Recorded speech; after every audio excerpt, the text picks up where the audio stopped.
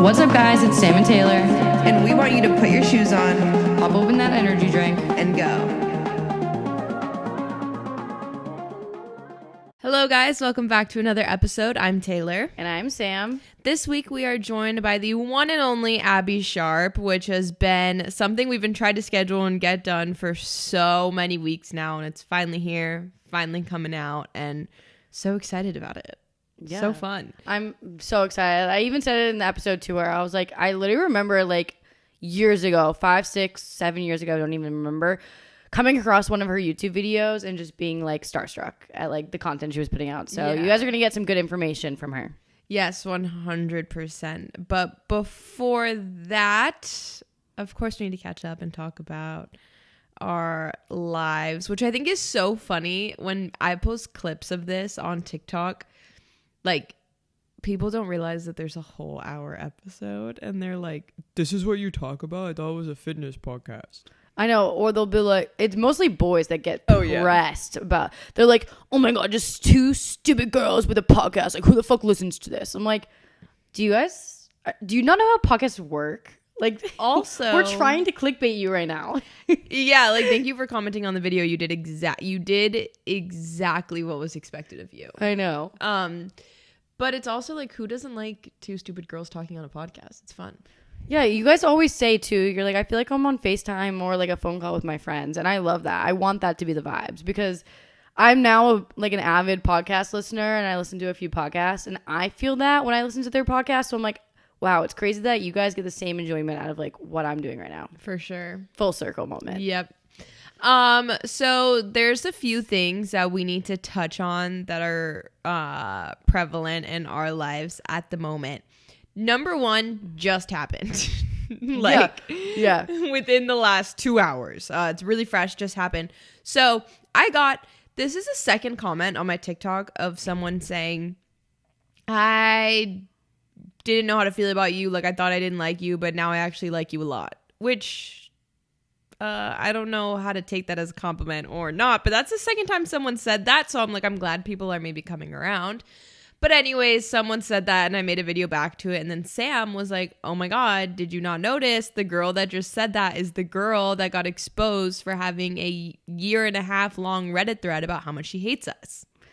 And I literally was crackling downstairs because Taylor was upstairs getting ready. And I was like, I can't believe she didn't realize this. I like know. This girl for a 1.5 years, like Taylor had just mentioned, like would start Reddit threads but on an anonymous profile. So we mentioned on the podcast, like when this kind of all went down, like Goob University, if you find him on Instagram, he like exposes people on the internet for like just being shady shit. Yeah, being like terrible people. And so he reached out to us and was like, hey, like, can we make this video of like this girl? She's been doing all this. And we were just like dying. We're like, is this real life? People actually do this?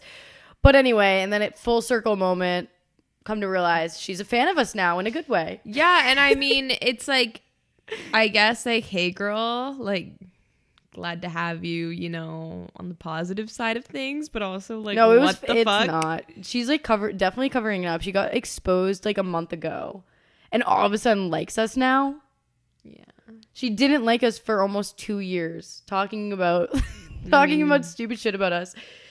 And jealousy. Yeah. But and you know so what? that's super funny and interesting. I did get one thing I did get from her after watching like the Goob, like his video. He made like a 30-second long video exposing this girl. And one of the comments she made on Reddit was saying that me and Taylor are her Beccas.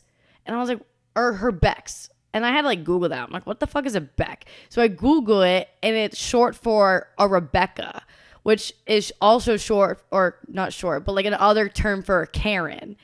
And I was like, no way. Like, so ever since I've been using Rebecca for something that like pisses me off. I'm like, you're being a Rebecca right now. Sorry to all the Rebeccas listening right now. Literally. Don't take it to offense.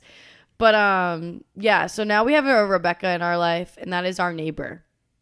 Yeah, our neighbor really pisses us off big time. She's like gonna catch these hands. Like if I see her in person, like we're gonna have to like throw down. I would kind of explain to you guys like how our driveways are set up. So it's like one driveway type thing, and like all the garages are like together. Like, Yeah, we're they in a- all face each other. So you Yeah. kind of, it's like an alley with garages on either side. but it's a one lane like road. yes, one lane. One lane road. There's no two ways back and forth. And our neighbor directly across from us parks her car outside of her parking garage. So we can't even like get in and out of our parking garage. It's the most annoying thing ever. It's so so it's like I'm like I have to do like an 8-point turn to get out of the garage because she's parked there. Yeah, and like a lot of our neighborhood is set up with garages like that, and you do not see another car Parked like that. parked there. Like maybe for a few seconds to do something in their garage that they need their car, Yeah. but not all the time as their parking space. And if you don't want to park in the garage, there's other places to put your car. She has a front lawn, like a front. Yeah. She can park in the front of her house, Yeah. or like on the side of her house. But she chooses to go right where the garage is, where I'm trying to get in and out. And it's super annoying. And Sam left a note on her I car. did leave a note on her car, and the note stayed there for more than 24 hours. She did not go to her car once for 24 hours. And then she finally went out to her car and took the note off, but kept the car there. And I was like, wow, that's a major, like, Yeah, that's a bull. major fuck you to us. So I was like, damn. But it's okay. She is one of 2 wives to the husband at that house. So she comes and goes every other week, and there's a new like wife in the house. Like it's I don't know what the circumstances are, I feel but like she might just be like a nanny. no, I and, swear like, she's helping not. with the kids. I don't think so. They look like pretty much like very alike, and then when she's there, the other one's not there. I don't know. It's rotating. It's the weirdest thing. Anyway, so she's here like every other week, and when she is here, she parks like an ass. So I've been calling her a Rebecca. I'm like, Rebecca's back in town. Yeah, and like honestly, what I'm scared about is like one day we're gonna like hit her car by accident because it's I hard. It's know. hard to get out, and it's hard to Especially at get in. night. It's hard to get in. Yeah. It makes it way harder to get in the garage, way harder to get out of the garage. And like one day I'm gonna literally hit your Tesla by accident. Oh, fuck. First word problems. Damn it. I literally and it's like, sorry, like you're literally like, what do you expect if you park 3 feet from where I have to back my car out? I know. And I think we also need to recap on last week's podcast, Taylor. Yeah. There's apologies due, clarifications to be made. So if you listened to last week, you heard me saying how this boy did this thing. You can go listen to it. I'm not going to recap the full thing. You can go back and listen if you don't know what I'm talking about. But long story short, I thought he asked one of my friends on a date. He didn't. So our friend got a little mix up, and it was an Instagram DM from someone with like the same first name, and it wasn't him. Yeah. And It do be like that sometimes. And so we told one of our other friends, we were like, hey, like, did you know this happened? And he was like, what the fuck? Is he stupid? Who would do that? Yeah. So then we were like, what do we do about it? He just thought it was funny. So then he asked him about it, and he was like, what are you talking about? Like, why would I do that? And I didn't beve him at first. I was like, you're covering it up right now. Like, I'm I texting did. her. No, I was like, I'm texting her right now. Show me the proof. And then that's when she was like, wait, wrong. I was like, oh my God, you just stirred up the pot for no reason. You can't say their name. Oh, shit. Can you bleep it out? Can we bleep it out?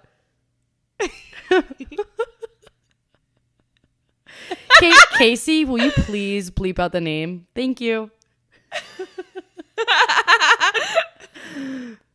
I'm a podcaster. I should know not to say someone's name. Damn it. Anyway. Speaking of this individual, on top of that, I also posted I was doing like show a picture of your favorites yesterday, and I did a like collage of my friends because someone asked, show me a favorite, like show me a picture of your favorite friend. I'm like, I'm not doing one friend, fuck that. So I did a collage of all of my friends. I did all of my friends, and then one of the photos in there was me and our guy friend with his hand around me from like months ago, and I never got the opportunity to post it because I was like, if I post this, people are gonna think we're like dating because it's such like a we're dating photo. And the amount of swipe ups I got of everyone be like, oh my God, is this like the slow reveal? Like blah, blah, blah. I was like, guys, no, like he's just That my is not guy a friend. slow reveal. That'd be a hard launch. I know. Yes and no. Like it was kind of hard to full notice. face though. Yeah, but it was hard to notice. There was so much pictures going on. I guess. I don't know. Anyway, this man's he's a silly man. So, but like, it was just really funny because we had already like talked about it on the podcast. Like I was so pissed. Like it was like a really like relevant thing in our lives just for it to not even be true at all. And once we found out that it didn't happen, I was like, well, we talked about it on the podcast, so oops. And Oopsies. I've now last night I literally wanted to quit this job. Yeah, I'm really happy that you're still here today. I almost didn't come today. Stayed in your room. No, seriously. Didn't come as if there's like a commute. No, seriously, I almost didn't come today, guys, because I was so embarrassed. We talk about our lives to you guys because, like, I feel like this is for girls only, and I feel like we need to start clarifying that in, like, the intro to this podcast because when we talk about this type of stuff, luckily our friends don't listen, which is great. Love that. They definitely have. Okay, maybe, but that's, I don't even know. Anyways, but guys that are, like, in a flirtatious, what am I even saying? Guys that I'm hitting on and are hitting on me at the gym, I talk about on here. And I seem to have that same situation where they listen to the podcast every single time and then they text me. And then I get so embarrassed. My face turns into a fucking tomato. I don't know how to respond back, so I ignore them. And then because I ignored them, then they get pissed and then they double text me and they go, okay, like whatever. Like, and then I'm like, what are you talking about? So it's just like, if you're a dude, it's not for dudes that we know. It could be for dudes. Yeah. But not. Like, if you know me in a I wish you could block people on like Spotify. oh my God, the things I would do. But like, yeah, it definitely could be a detrimental career choice. It really does. Like, it ruins any potential I have with a man. Or even just like I I just said friend drama that wasn't even true to tens of thousands of people on the internet. I know. But So like, it's like, you know, it's hard. He wanted to take me on a coffee date and now we're not going. Wait, like it's ruined? Yeah. He told me to fuck off. No, he didn't. No, I'm kidding. No, but we were supposed to go on a coffee date, but we can't anymore because he tore his hamstring. So next week. Let's see if this is a cover up. Tore his hamstring, can't drink coffee. Yeah, I guess he's been parallel all day. Horizontal. I didn't know if you meant to say paralyzed. I was like, parallel. No, horizontal, like laying on Parallel his bed. to a bed. Yeah. I get what you Parallel to a mean. bed. That's okay. I'm trying to think if anything else happened. When you listen to this, this weekend, Friday, if you listen right on time, we're in San Diego. Oh yeah, and it's gonna be so much fun. It's my first, I was thinking about this, my first like adult trip. Like adult friend trip vacation. Yeah. Where like you're It's doing all not that. like, yeah. So that's super fun and it's gonna be a good time. So next week's catch up, you already know it's gonna be a good one. And I definitely want to get our friends on the podcast at some point. I don't know. when Yeah, that's would gonna you happen. guys like friends on the podcast, like our guy friends on the podcast? We need them to get like warmed up in front of the camera first because I don't know. This is a big jump.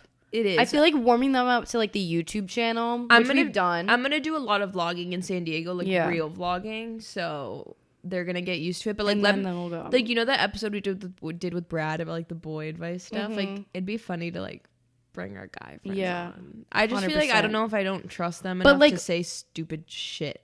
Yeah, but this is why we have Casey to edit our podcast. Yeah, that's true. I just feel like they're gonna be stupid. Yeah. I mean, I don't know. This week has been a pretty good week besides like all of this random drama stuff. I have gone down to watch the sunset with Macro, I think 3 times this week or like since we last talked with you guys. It is so peaceful. Like I'm so happy that the weather's cooling down a little bit because now I can actually walk outside and enjoy it. Yeah, the weather cooling down is big, like so nice because it's still warm. It's not cold. It's just not unbearable. Like you can enjoy the outdoors and like enjoy the warm weather without like hating it. Yeah.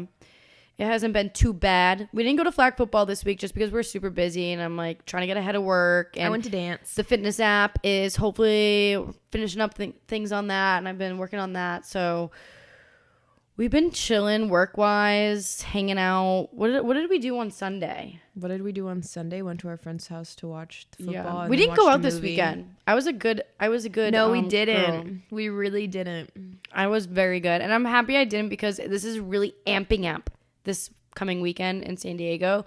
And I don't know. I'm still trying to figure out like what I want. I go through phases of like liking drinking and then hating it and then getting anxious from it. And like I just so many different phases. And I'm trying to figure out what phase I'm in right now. I think mine, like the way like I've decided on like labeling it, it's just like being conscious, like consciously drinking, not just like mindlessly like drinking for no reason. Like going out to bars and being like consciously making a choice of like how many drinks you're getting, like when you're drinking them, like actually being aware of it and like taking it slow and like what's making you feel better, what's going to make you feel worse, rather than just like unconsciously like just drinking to drink. Yeah. I think the reason I don't like to drink as much is just because the hangovers are the worst for me. Like I get so hungover and then it backs me up so much. And also like not being on birth control has kind of made me not want to drink as much. You guys can, go with your assumptions on that as to what I'm referring to. So that's just like another reason. I didn't know that was a reason. Well, I mean, yeah, like I don't know, like when I usually go out, like it used to be like to like I don't know, have a fun time with a boy, and like there's just I don't want to. Can. I can, but I don't want to. San Diego, baby. The thing is, like, I just don't want to because, first of all, guys, updates on the birth control thing. I have not gotten my period, like, once being off of birth control. You got it once. I had a spot bleed for, like, an hour that time. Oh. That was, like, nothing. So, I'm not sure when I'm going to get my period. I hope I can get it soon. Some people were telling me it took 3 months. Some people were telling me it took 6 months. Some people were telling me a year. So, I don't know. I'm going with the flow. We'll see what happens. Yeah, I mean, do you? Mm-hmm. And, we're chilling. No boys, no nothing. Just me, myself, And your parallel in my parallel bed. But anyways, I feel like that 100%. Yeah, I think that's Pretty caught up. good. Yeah, I think you guys are pretty caught up. Next week's catch up after our trip is going to be super duper fun. But now let's get into why you guys are here, and that is our interview with the one and only Abbey Sharp. So now we are here with Abbey Sharp. I feel like you are just like the internet's dietitian, like YouTube's dietitian, like the master dietitian of the internet. If you want to give a little background intro on who you are and what you do, that'd be great. Yeah, so thank you so much. That was a very nice introduction. Of course. So I'm a full-time content creator, YouTuber, TikTok, blogger, you name it. And really I'm kind of like a non-diet dietitian. So, you say like the internet's dietitian. I'm all about helping folks achieve a sense of food freedom, especially in this kind of social media age where diet culture is alive and well. And basically everyone and their grandmother is trying to tell you to eat less or cut things out of your diet. So I really have a more additive approach to nutrition. And I've really made a name for myself on the internet, on YouTube and TikTok for taking down diet culture. And my like kind of signature format is taking a look at some of these problematic what I eat in a day videos that we see so often on social media and helping people make more sense out of the claims and some of the restrictive eating patterns that we see. 100%. And I think that is just so helpful to so many people, even though I know it can maybe tie you up in a bit of controversy time to time because, it's a very sensitive topic that people like to give their opinions in. I think what's good about it to me is just the idea of like informed consent. Like you may not like maybe some people are like, oh, I don't agree with her saying this, or like looking at someone's this, but you're just giving people the information and they can do as they please. So... And I mean, the reality is we can say that about literally any person putting content out on the internet. The way that social media works now between YouTube and TikTok and all the other platforms is that anyone can be a quote unquote expert. And so a lot of folks may see a good looking woman on TikTok or Instagram and follow what they do as gospel, assuming that they know what they're talking about because they have a nice body. And so that obviously is not the case necessarily. And a lot of the time, some of the things that we see them promoting are potentially dangerous or problematic. And so my job as a dietitian is to really help people unpack that and understand that, every body is unique, everyone's needs are unique, and to just really present the science in a fun, entertaining way. Because, an anecdote from one influencer is not how nutrition research works. Yeah, no, I definitely agree with what you're saying, that it's not like one size fits all. One person's right, the other is wrong. Like, it's always great to have other people's inputs. But I will definitely say I'm fangirling quite a bit that we're having you on the podcast, because kind of touching based on what Taylor said with how you're trying to get rid of like the rules in, diet. You helped me a lot with that. I remember I was hopping from diet to diet and being so restricted. And when I found you on YouTube, and I'm not big on YouTube, but I happened to be on YouTube one day and I saw one of your thumbnails and it was super like, not clickbaity, but it was just intriguing. So I was like, I want to click on this video and watch it. And I can't remember exactly who the video was about in their full day of eating, but you were just going left and right with all these rules saying that like, no, you can eat carbs whenever, or this breakfast like is too small, not enough protein. And I was like so in on your videos. I was like, wow, like eating food is not this complicated. It's actually quite simple. So I really, really love your content. Oh, thank you. I'm really glad that it has been helpful and resonated. Yes. Yeah, of course. I wanted to touch on a little something, because you said how everyone like kind of thinks they're an expert. I think a big like area of like misconception around all of that is like nutritionist, health coach, nutrition coach, all of these like food. It seems like anyone can grab a title of like, I can think of so many like holistic, like anything off the internet and claim like they have knowledge, and just kind of like what the difference is between like a dietitian and one of those online certifications, like for people that don't know. Yeah, that's a really great question, and definitely something that most folks don't understand. So I can't speak to every single international jurisdiction, because of course every jurisdiction has different rules around language. But generally speaking, all dietitians are nutritionists, but not all nutritionists are dietitians or holistic nutritionists or health coaches, etc. And how we know this is that basically nutritionist in a lot of jurisdictions, including where I am in Canada, is not a regulated term. So anyone can call themselves a nutritionist. My dog could be a nutritionist if he wanted. My little toddler could too. And so it doesn't necessarily require any specific training or regulation or education, the same way that becoming a registered dietitian does. Being a registered dietitian is a regulated profession. So just like, doctors are a regulated profession, we have a college that we have to report to ensure the safety to the public, and to ensure that we are presenting evidence-based information. We're practicing from an evidence-based framework. And so that's where, some of the things that we will put out there as dietitians are maybe not as going to be as sensationalized and sexy as some of the other content that you see out there from like wellness influencers or gurus or experts. And that's because we have to speak the truth. We have to speak what the science actually says. We can't just pull something out of our ass and say, because it sounds exciting and it'll help us sell a book or a program. So, it's a bit of a buyer beware. And I don't want to belittle, any of these other kind of allied health, nutritionists, health coaches, etc. There are a lot of great, amazing practitioners out there who are not registered dietitians who do practice from an evidence-based framework.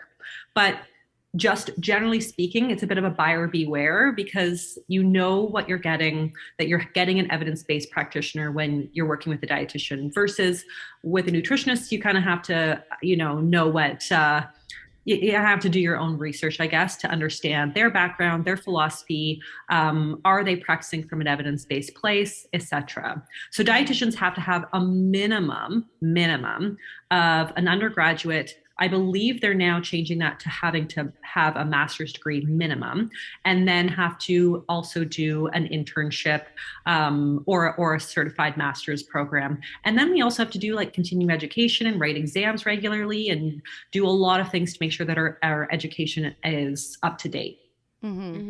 Yeah, I think that's just important for a lot of people to know, to understand where their information is coming from. Because I totally agree, there could be so many people that maybe didn't go through with like all the schooling and stuff. You know, I know for a lot of people, school's expensive and it's time consuming, and your own personal research can get you really far. Because it's also not to say that I'm sure there's a lot of people who have done a lot of school and still don't act properly when they're supposed to, but I do think it's important for people to know that, because I think I see that a lot thrown around on TikTok, like, but I'm a nutritionist or I'm a health coach and this is this, like even talking about things sometimes we say. Yeah, and like another thing too that we've been like not angry about but very like fired up in conversation is people, nutritionists in particular, will have like their specialties of like what they really want to promote and talk about, and one of those that we see kind of a lot recently, especially in men, is carnivore.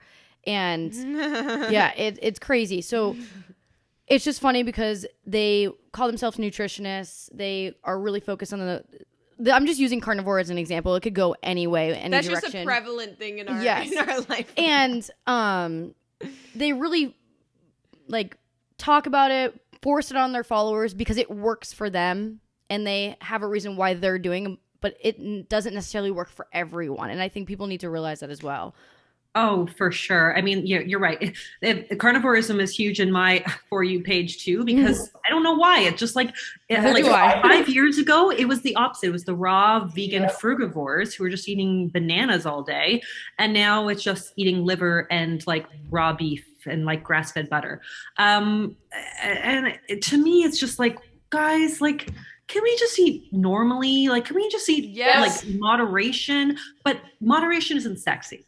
Yeah. And so you're not going to like get a lot of attention and get people riled up by preaching moderation, because everyone's looking for that quick fix. Everyone's looking for the secret, the magic pill on what's going to make a difference to change their life or change their health or make them lose a lot of weight.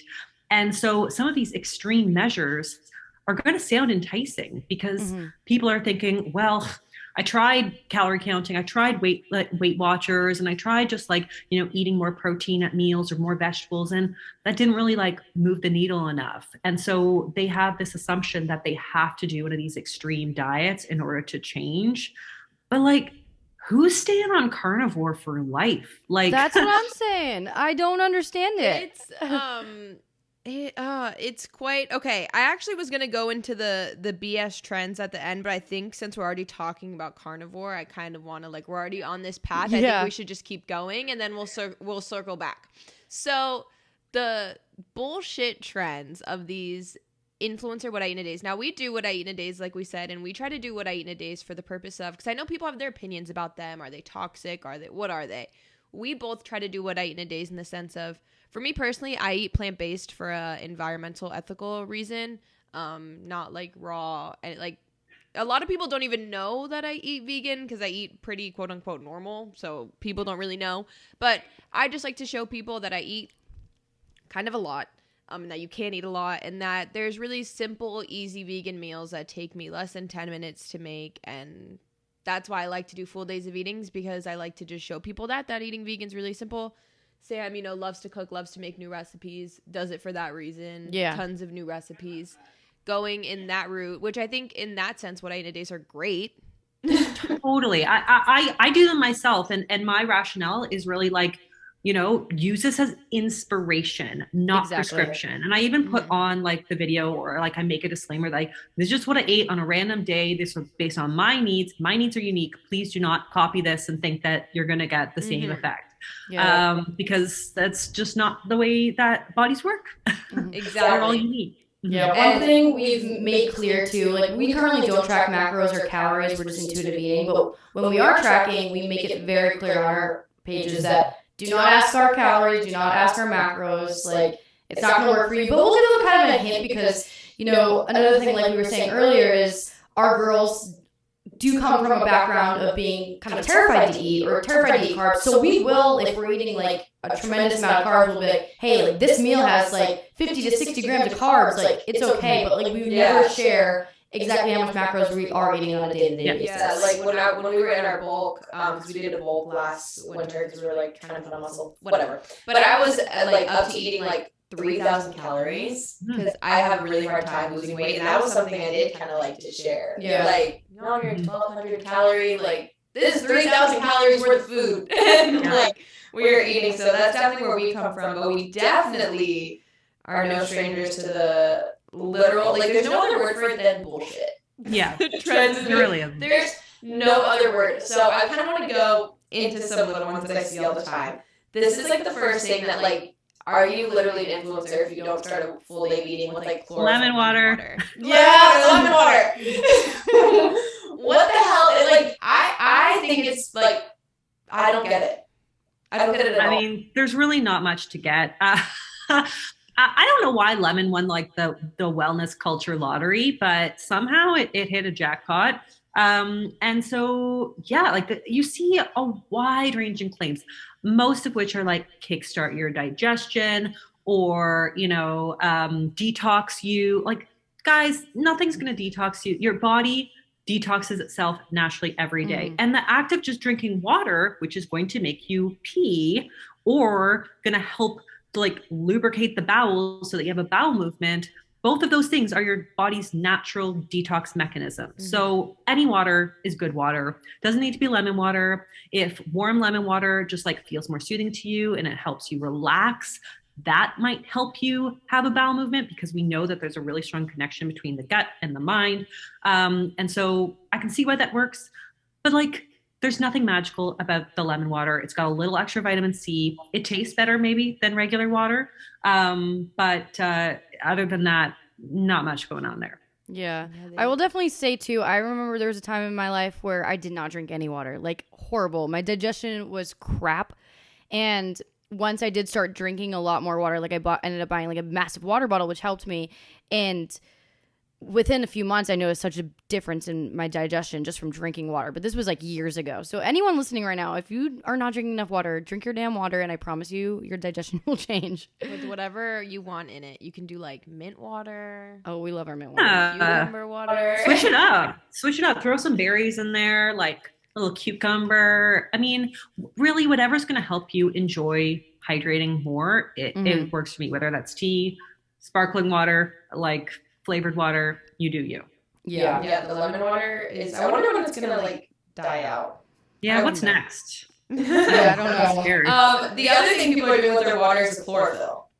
Oh yeah, that's also BS. I mean, obviously it's in this category. Ultimately, like we know that you can get all the chlorophyll you need in just like eating some green vegetables.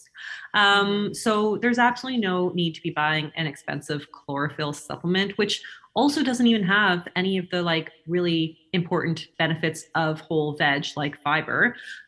So yeah, just stick with the whole foods. A lot of these things are just, I don't know. There's a lot of, I would say with a lot of these kind of unnecessary supplements or rituals, there's like a little bit of like an elitism element to it where a lot of folks see, having these expensive rituals is a little bit of, a marker of financial success or,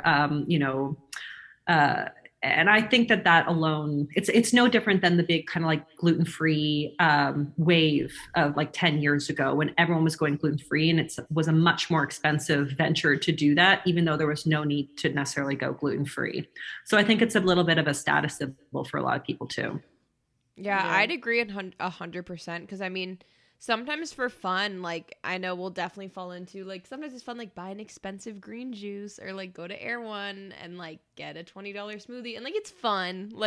It's a little like treat, but I do see it's like the aesthetic of it. It is like the aesthetic. It's totally the aesthetic. It's like it's a look. It's like it's no different than the kind of like basic bitch pumpkin spice latte situation. But it's like the LA look. So yeah, I think having that green juice in hand, it is a little bit of a status symbol, but really not much more. Yeah, I'd agree 100%. It really is about the aesthetic. Something else is the intermittent fasting, which we were actually just talking about. We were just talking about this. But what we don't understand about intermittent fasting is, one, I know there's like the issues like the hormones and stuff, which like, I mean, I'm not a doctor, so I don't know. But it's that all you're doing is less times you can eat means you're eating less. And I don't know why that doesn't go through people's brains. Because people like to believe in magic. They like to believe that they're doing something more than just the basic, boring, old calorie deficit that they had been doing before. But when you create like more rules, essentially, that you just have to follow, for some people, I mean, this is the thing, everyone's different and everyone's going to like find success in different methods. And what the evidence shows us with intermittent fasting is that the reason why people lose weight, if they lose weight intermittent fasting, is simply because we just suck at making up for missed meals. Like if you skip breakfast and then you stop eating at 6 p.m., you're not snacking before bed, you're missing a whole meal. People, even though they do make up some of those calories in their feasting window, they don't tend to make up all of them. And that's why people lose weight. And a lot of the influencers will claim, oh, it's because it's suppressing your insulin levels, and insulin's the big bad fat storage hormone. But the reality is, the research time and time again shows us that insulin actually plays a very small role in the weight loss equation. It just really comes down to calorie balance and calorie deficit. Yeah, I would actually love to tell you this story because we were talking about it this morning. So a little background is my father survived stage 4 colon cancer years ago. And it was during my childhood, but he had actually called me on the phone the other day because he went into his doctor, and his doctor had told him my dad's actually gained quite a bit of weight. And the doctor looked him in the eyes and told him to try going keto and intermittent fasting. And the anger that rushed through my body of a doctor to even dare tell my father that is a cancer survivor to intermittent fast, go keto, it made my blood boil. So honestly, I would love to hear your thoughts on like doctors giving that type of advice. Well, I mean, I never want to step on toes, and of course, we respect our fellow healthcare providers. But ultimately, I think it's important to know that doctors only get like one nutrition class in med school. Yeah. And so, of course, there's going to be doctors out there who do their due diligence and who really kind of like stay on top of the research, and especially in like kind of the obesity field, like there are lots of doctors that I know of who are very well versed on the literature, and that's amazing. But most practicing doctors, GPs, know very little about specific nutrition, the specific research on specific nutrition recommendations or fad diets. They're not unlike a lot of us who are just seeing these things pop up in our feeds and who are making assumptions that just because Joe Schmo had success on, a keto intermittent fasting diet, that all of his clients will too. Yeah. And honestly, I mean, in this situation that you're describing, that's really sad for me, because we know that cancer patients generally fail to even just get enough calories, period. Yeah. It is not a time for restriction. And so often kind of like making sure that they have enough fuel on board to actually fight cancer should be a priority rather than thinking about ways to restrict and cut foods out of their diet. So yeah, I mean, it's too bad. And the really great doctors out there will refer out to a registered dietitian who specializes in that specific field, because there are so many nutrition, not unlike medicine, there's so many specific niches, and to really know by heart all the research in all areas of nutrition would be impossible. So that's why dietitians specialize in gut health or sports nutrition or weight loss or health at every size, etc. So we all have our specialties, and it's worth kind of referring out to someone who really knows that area. Yeah, I'm happy you did say that, because it is definitely important for people to understand that referrals are very important. So okay, now I think these can kind of go together, because I feel like we were just talking about carnivore, and I want to circle back to it. I feel like carnivore is like the glorified keto. It's just like, just Taking keto like a step further, like a step more extreme, more expensive too. scary. Yeah. Yeah, scary and expensive. Because we know someone like in our personal life that does this, post about it, and at first it was like kind of whatever, you know, I eat vegan, you choose to eat meat, I'm not judging you, like do you, I don't care. But it's gotten progressively more extreme, like as the weeks go on, to the point that this person has made post saying that what is actually giving us cancer and like diabetes and like obesity and heart disease, all that stuff, is actually the fruits and vegetables and the sugar in fruits and vegetables, and that you actually don't need plants, and that you can get every single nutrient from meat, and plants are actually killing you. Yeah, I mean, I know I've seen these kinds of posts. I just did a review of a carnivore MD, which is, he's a doctor. Like, why is he a doctor? And anyways, yes, that's kind of the message that's being pushed around in these circles. It's absolutely false. We have plenty of data to show how important fiber is, not just for, you know, for reducing cholesterol, for reducing blood sugar levels, for helping to reduce the risk of different IBD and digestive disorders, for helping keep us satiated and full, and also to feed our good gut bacteria. So it's really just mind-boggling to me that these messages are being promoted. Fruits and vegetables are a great source of antioxidants, and we just aren't getting that from meat. There's a lot of criticism. I mean, there's a lot of like theories around in the carnivore world of why we don't need vegetables and how vegetables have anti-nutrients and stuff like that. But most anti-nutrients that these carnivores claim to be so scared about are just basically denatured when we cook these plant-based foods. So like if you have lentils or beans, just cook them as we normally would, and you don't have a problem. So I think a lot of their points are moot points and just fear-mongering tactics, and it's just the most bizarre phase of nutrition fad diets for me, because I think that there's very few things that we can agree on in the nutrition world, because nutrition science is notoriously rife with challenges. It's, you know, it's very hard to do well because humans are not robots. Like, we don't live in a vacuum. It's very hard to like really control all the factors, etc. So nutrition research is far from perfect. And so there are very few things that we as a community feel are like nutrition facts. But I would say one thing that we can pretty much all agree on based on a bounty of research is that a diet rich in fruits and vegetables is the key to good health. Reduces the risk of heart disease, reduces the risk of like blood sugar and insulin resistance, reduces the risk of obesity, etc. I don't know how a doctor can refute that. Mm-hmm. That's exactly what I said. I'm like, I was literally saying how that confuses me so much, because I feel like saying fruits and vegetables are good for you, or maybe, you know what, I've even heard fruit really be controversial to people.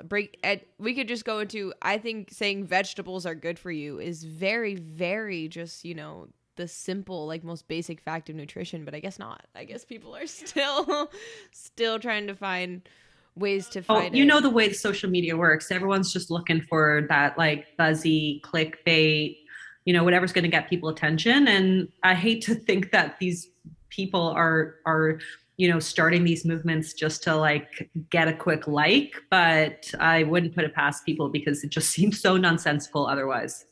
Yeah, 100% would agree. And I think a big thing of why it's so popular is in the fitness industry and like the bodybuilding community that we see kind of in our little niche is men who see other very muscular, shredded men will do anything they say to look like them. And I know diet culture is very crazy amongst women, but it is really, really bad amongst men, especially in the fitness space. If you are shredded to the bone, giant bodybuilder looking man, and you say any type of something, a supplement someone should take, a food someone should eat, a diet plan they should follow, the amount people will jump to buy it is actually crazy. And I think, you know, with the carnivore thing, that spread a lot that way. It did.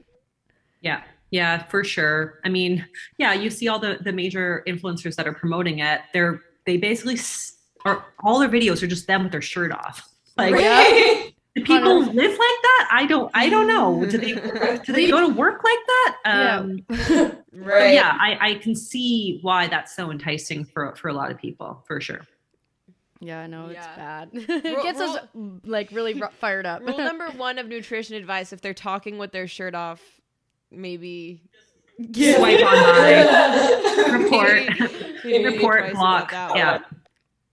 Okay, so are there any words, phrases, things that you see in like these what I eat in a days and stuff that you just wish people would literally throw away and stop saying forever? Like, is there any specific ones that come to mind? Oh my God, so many. I mean, for sure, like the classics are like detox, cleanse. Because like I said, like our body has natural detoxing organs, does it all the day, every day, all the day. We don't need to be like taking anything to cleanse our body. I hate the term clean. I hate dichotomizing food as like being clean versus, not. I hate that. I also really, this is not just in like what I ate in a days, but just in social media in general, I think there's like a really big trend towards gut health. And I have IBS myself. I've had a number of different functional gut disorders. So I believe in the importance of gut health. But what we've seen, I'd say, over the past 5 years or so is this real shift from diet culture, because diet has become a bit of a dirty word, to wellness culture. And the wellness culture hook right now, what's in vogue is this whole like gut health, anti-bloating, how to get a flat stomach, etc. But what I'm seeing and what a lot of my colleagues are seeing is that this is really just kind of like a more socially desirable way to talk about like fat loss and weight loss, right? It's I think there's a lot of like pathologizing over this idea of having like a bloated stomach, when really it's totally normal for your body's stomach to expand and contract after you eat something. Like having a slightly larger stomach at the end of the day than you wake up with is totally normal. You're dehydrated when you wake up and you haven't eaten anything, right? So that is a total normal part of your day. And I think that a lot of influencers now are constantly talking about all these things you need to eat or take out of your diet to prevent bloating, but really this is just more caloric restriction. You're just restricting foods. You're going to potentially have a flatter stomach because you may lose weight. And it's just a sexier, safer way to talk about weight loss than to explicitly say, oh, I'm dieting because I want to lose weight and I want to I want to lose 10 pounds. Yeah. It's actually funny you say that, because now that you do, I do notice when I'm on social media that I notice a lot of quote unquote, like they'll title like gut friendly salad, gut friendly smoothie, gut friendly, like when they post a recipe. And now that I'm thinking about it, I'm like, but like why? What makes it gut friendly? Like just call it your strawberry banana smoothie. Like Exactly. I don't understand. So. And I think it's taken away from the actual like telling people like probiotic and like prebiotic foods, like actual like real good things for their health. Rather, I actually said this on another episode because I thought the same exact way. I see a lot of girls that are in that very wellnessy culture being like, I go to dinner and before dinner I order a warm lemon water, and then after I make sure to bring my like debloat capsules in my purse. And I'm like, what? I'm like, you're going to an Italian restaurant, you ate a big bowl of pasta, like you're fine. That's not bad gut health. You just ate dinner. Like you don't need, I think ordering a special like warm lemon water before you eat when you're like out with a group of people is a bit on the like, it's going toward the line of like the disordered end of things, to be in a social group of settings and order a warm lemon water. A ritual that has, it's ritualistic, and that can be a slippery slope for sure. But I fully agree. It's definitely become a real trend right now. And I'm not sure when it's going to die out, but I also think it takes away from folks that have legitimate digestive disorders that they're trying to fix, like having a bit of bloating after a meal, aka your stomach just getting bigger because you put food in it, is not the same as having like SIBO or IBS or celiac or IBD or some other kind of legitimate functional gut disorder that would warrant some kind of actual support. And so I think there's an idea that like everyone needs all of these different supplements for bloating, but really that's absolutely not the case. And like you said, what makes it gut friendly? Well, that's a great question, because for one person, what, gut friendly would mean more fiber, because fiber is going to feed the gut. For another person that has, a sensitive gut who has IBS, it might actually mean less fiber because they are sensitive to like FODMAPs and other kind of certain fermentable carbohydrates that would cause more digestive distress. So yeah, this whole like gut friendly label, it makes absolutely no sense because those things are highly individualized. Yeah. Mm-hmm. Yeah. I think the bloating culture, I agree, is just extremely out of hand. And just like, I feel like it makes people, just like you said, question when their stomach expands when they eat, if they're like doing something wrong. Yeah, like they're not doing anything to quote unquote like prevent it because they've seen somebody else do something to prevent it. So it's giving, it's like the food combining. Yeah. Oh yeah, that's another one. That one's got to die, please. I went down that I rabbit saw it hole. pop back up recently. I just on TikTok, of course, and that was really big. Like Kenzie Burke kind of, those days. I don't even know when. Maybe that was like 5 or 8 years ago. But anyways, it's back, and No. Oh, I no. know it couldn't be more stupid. It's so stupid.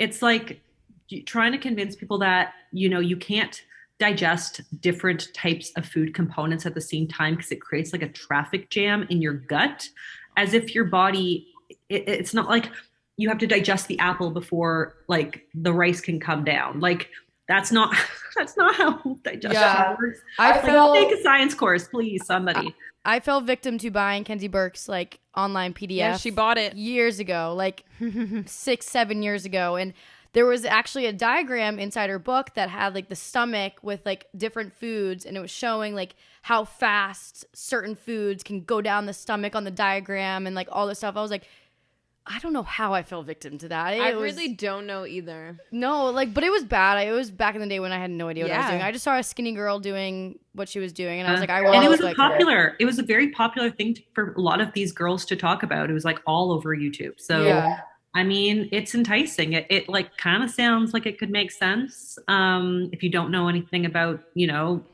physiology. So I can see why a lot of people are just like, oh yeah, like I need to like eat the fruit on an empty stomach and I can't combine protein and like what? Yeah. I think I agree. It does sound, because I feel like it uses a lot of like bigger words, it sounds like it could make sense, right? Like it sounds like there's all these rules. They have to come from somewhere, right? Someone has to know what they're talking about. Like it's so in depth. But what got it for me, I was like, but foods aren't just one macronutrient. That's what like I never understood, and I never saw an explanation, because she'd be like, an apple with peanut butter, like peanut butter's a fat. I'm like, and it's also a protein and a carb. I know, like, So that's why these things don't make sense, because we don't eat macros, we eat food. And like, what's an avocado? Avocado's got fiber, but it's also got fat. And like, what's edamame? Like, what are peanuts? Like, what are any nuts? Like, all of those kinds of questions come up, and you just realize it makes absolutely no sense. Mm-hmm. Yeah, that's what kind of like snapped me out of it was the thinking about like peanut butter, and I was like, wait, but is that a protein or a fat? I'm not following. So, okay, I think that was a lot of like bullshit for the day. I'm getting annoyed. Yeah. I'm getting annoyed.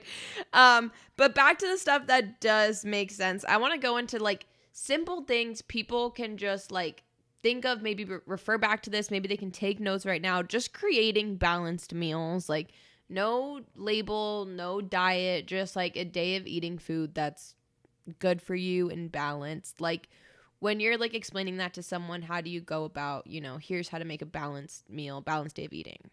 Yeah. So like I mentioned, I have a real additive approach to nutrition. So rather than focus on, what we need to take away or restrict from the diet, I'm all about finding ways to kind of add more nutritious foods to the diet. So I developed a concept called my hunger crushing combo, which basically this is like a non-diet additive approach to healthy eating, where the idea is that we're focusing on adding in a source of fiber, protein, and healthy fats to our meals and snacks. And that's just going to kind of bump up the satiety and the satisfaction factor.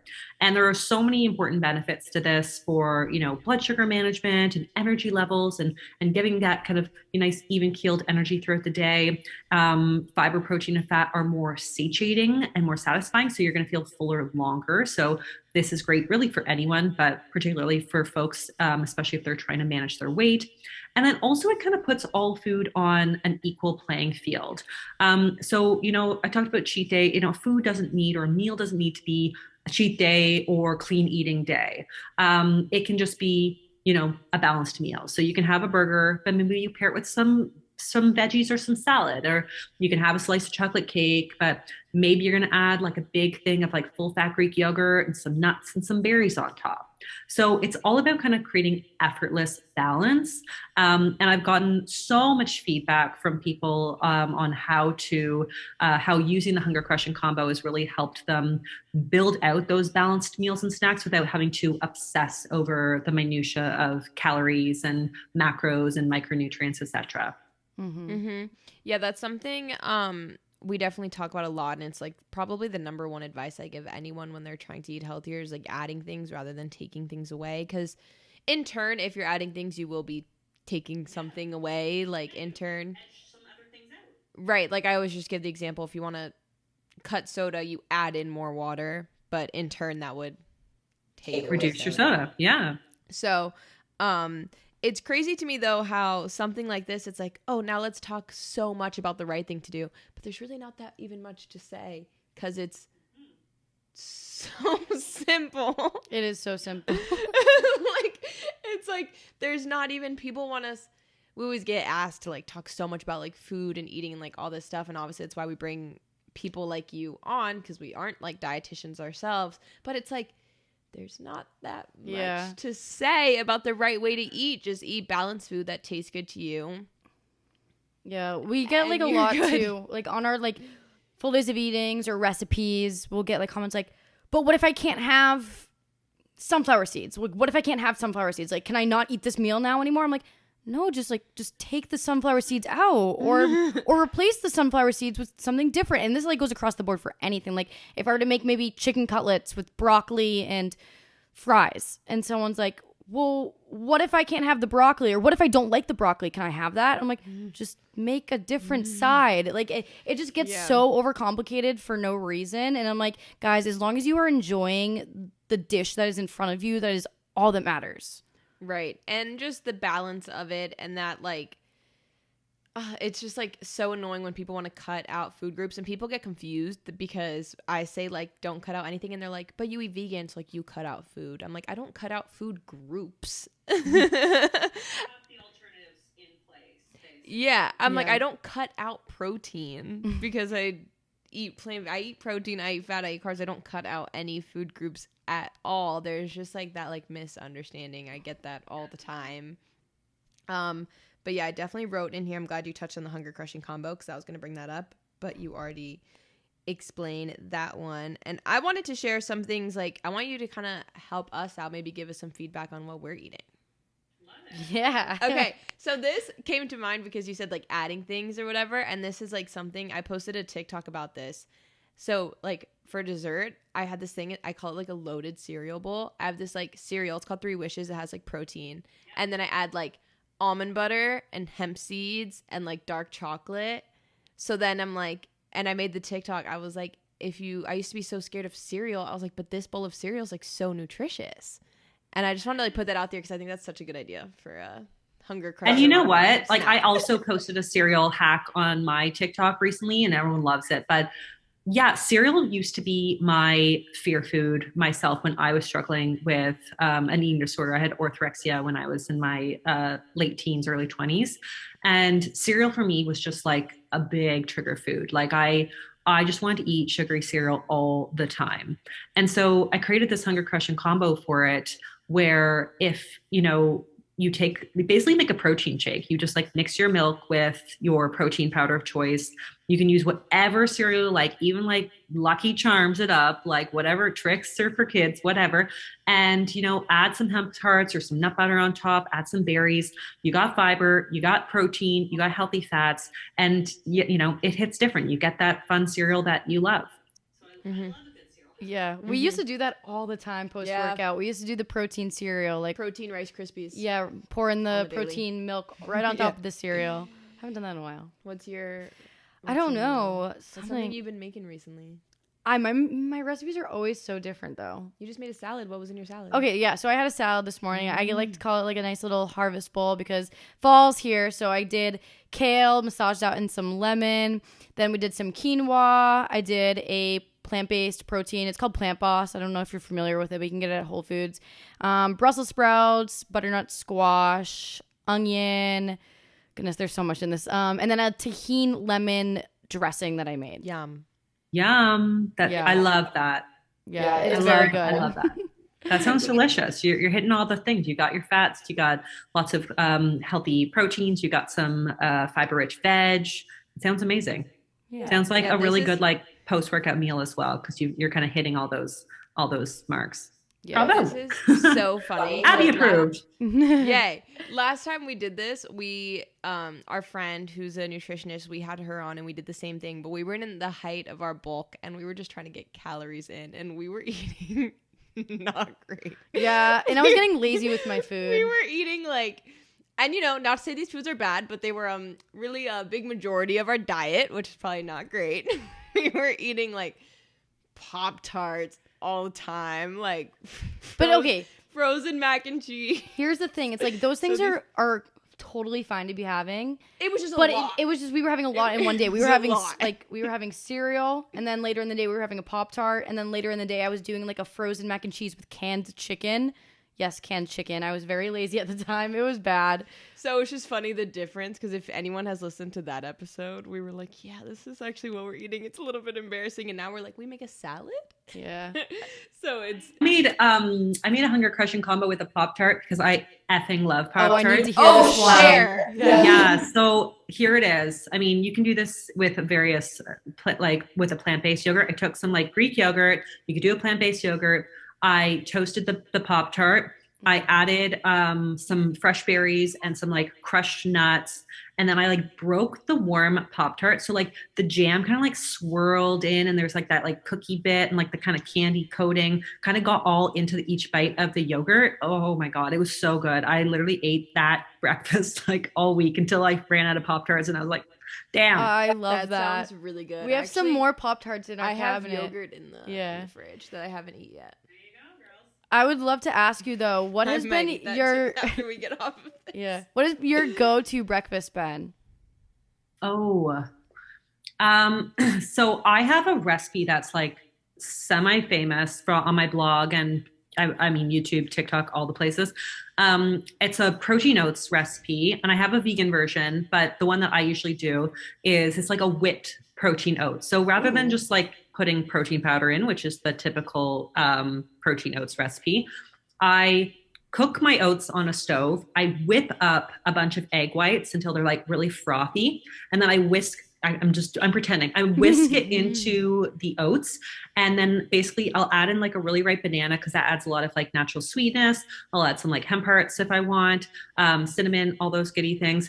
And then I pop the lid on for just a few minutes and it puffs up into this like massive cloud-like texture. And everyone, before they try it, they're like, is it going to taste like eggs? Like I'm skeptical at this, but everyone, like you should see the reviews on my blog. Everyone loves this recipe. It does not taste like eggs, but you get this like massive fluffy cloud-like bowl of oats. And then I'll like top it with peanut butter or almond butter and like berries and all that good stuff. Oh, you know what? Now that I'm thinking about it, one thing that I have been doing is I've been adding shredded zucchini into my oats. Yes, I do that too. Oh yes, I big- have been loving it. I just feel so good. I'm like, I'm getting my greens in the morning. Like, perfect. I love that. Yeah, I do a baked chocolate zucchini oatmeal, kind of like oatmeal squares. My kids love that too. So like lots of shredded zucchini, lots of chocolate chips on top. Yes. It's also a really big favorite here. Yeah, we made we make protein oats every single morning. Yeah. Every single morning. So we'll have to try that out. And I used to do the egg thing before I was plant-based in my oats. And the reason I always got confused when people are like, does it taste like eggs? I'm like, you put eggs in cake. Does cake taste like eggs? Like you put eggs in every single dessert and it doesn't taste like eggs. So if you're thinking that listening, just food for thought, every other dessert has eggs in it. It makes sense why it doesn't taste like eggs. But we have protein oats every single morning. We also tried to make a chocolate chip zucchini bread. Yeah. We did all right. We did all right. we it messed wasn't out our with best. one ingredient, but It wasn't our best, but zucchini we'll bread try is again. a good thing. I love zucchini bread. Such an easy way. I love that you said this is also, I feel like, such easy ways for like, it sounds like stuff like when people are trying to get their kids to eat vegetables, you can like think the same way as an adult. Oh, for sure. I mean, we're all the same, right? So I've got 2 boys, and so a lot of the recipes that I come up with are with them in mind. So they have to obviously taste really good, but also as a dietitian and mom, I still want them to be nutritious and balanced. So that's kind of where my mind is. Mm-hmm. Yeah. Something I've seen you talk about in posts, and I've never actually done it, and now I'm remembering, is in a smoothie adding like silken tofu into the Yes. smoothie. I need It to makes try the that. best texture. It's like overwhelmingly creamy, and it just like whips everything up like really, really, really nice and I smooth. need to try that. And it's a great plant-based alternative to like if you don't want to do a protein powder, or you don't want to do like a Greek yogurt or something like that. It's a really great option. I Interesting. need to try that. Yeah. Yeah, that sounds really good. I'm trying to think if there's anything else that we've been eating recently, but we've been like pretty good. Yeah. We've been like really, really chefing it up and like Yeah, I've been doing a really lot of healthy. protein balls for snacks during the week. Oh, those are so good. Have you ever made those? Lots. I've got lots of I can recipes. imagine. Yeah. I really do. My kids love this one that I do where I basically make like, I take like canned chickpeas and I puree those with like dates and peanut butter. And so it's kind of like a cookie dough texture. And then I roll into balls with like chocolate chips or whatever and like coat it in coconut or anything I want. And so, yeah, it's just like a little like truffle that the kids love that too. Yeah, I've That done that sounds before. so I've done yummy. chickpea cookie dough. It's really good. I think I have chickpeas in the cabinet. Yeah. Well, we This are makes very me wanna inspired now to Yeah, make no, some new very inspired. recipes. I can't wait to go make snacks, especially knowing that we have Pop-Tarts in the cabinet. Yeah. But I think it's just like so good to know like the way that like all foods fit into a balanced diet, and I don't think enough people understand that. Like I think the Pop-Tart thing was the perfect example. Like, are we going to be eating Pop-Tarts and sugary snacks like that to the extent we were trying to gain weight? No. Will I still eat a Pop-Tart? Yeah. I didn't even know we had them. Probably would have had them already. But now Yeah. that I know, I'm gonna have one. So it's like everything fits, and it's just not that freaking complicated. And if it seems overly complicated, it's probably not true.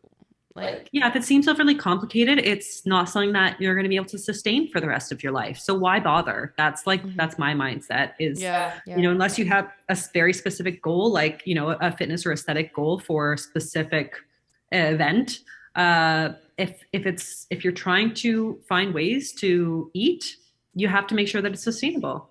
Yeah. That's Yeah. you always say that. Always say that because I'm like, are you going to be doing this exact diet, for example, the carnivore, if 20, 30 years from now when you have kids, like, are you going to be still eating like that? No, probably not. So think of the long picture, the down the road, how you want to be eating. Yeah. Well, I love this episode and love having you on just to give that kind of, because when we debunk trends or say our things, everyone just likes to come on with the like, but you're not a dietitian. Like, Yeah. but you're not this. Well, now we have a dietitian on affirming, you know, everything we're saying and just giving that knowledge. So I hope people can just take away that nothing needs to be all that complicated and to not just listen to people with their shirt off talking on Instagram. Well, thank you so much. Thank you so much for coming on and talking with us. My pleasure. Thanks for having me. Okay. Well, Well, bye guys. Bye, guys.